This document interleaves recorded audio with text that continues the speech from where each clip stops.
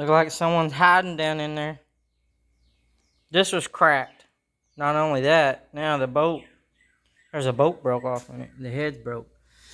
It's probably broke, I'd say a good, I don't know, 3/8 to 7/16 off in there. But I'm going to get that out. Weld that crack up. And then I'll show you that it will stand the 25, 30 foot-pounds of torque when you put it back together.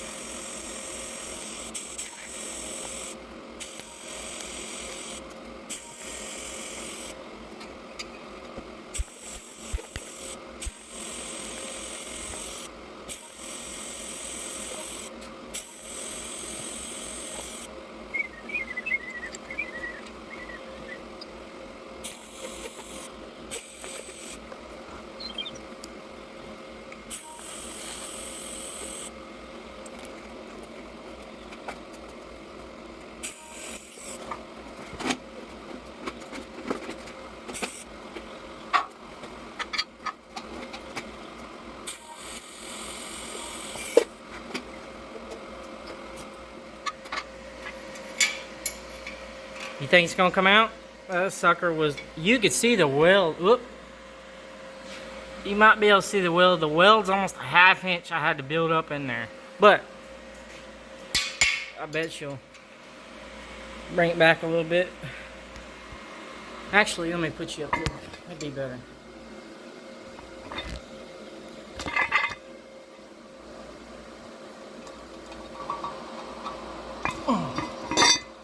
There she is. Now, can we fix the casting? There it is. Clean at the bottom. Now, like I say, can we fix that casting?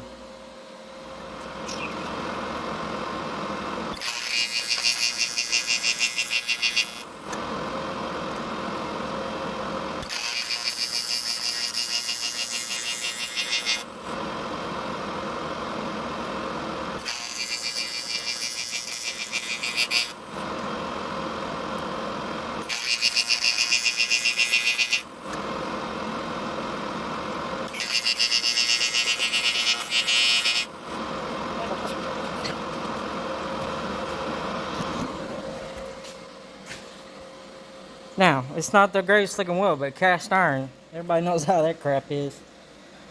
But let me thread it, let it cool down, and we'll come back. Okay, we got a fresh bolt. We got the bolt extracted. GM calls for 25 pounds on these old bell housings. I'm sure a lot of people do more than that, but this is 30 now, so that's 5 pounds over. There's no helical or nothing in it. The block was split. I'm sure you might have could have put a helical in it. I'm really not sure. I don't do that very often. But we're going to try to get it to, this will be 30 pounds. Perfect. That worked. No crap. We're just going to go up to 40 pounds. I mean, that's tight for a little bitty 3/8 bolt.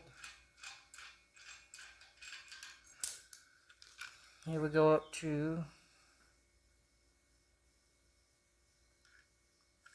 40. Put it back in there. Now, there's no need to tighten this thing. I wouldn't think. I mean, that's tight for a little bitty bolt. Just show you it holds. That's almost double what it's rated for. But let me take it out and show y'all closer. this weld. There wasn't any preheat, just a little bit, just to get the moisture out.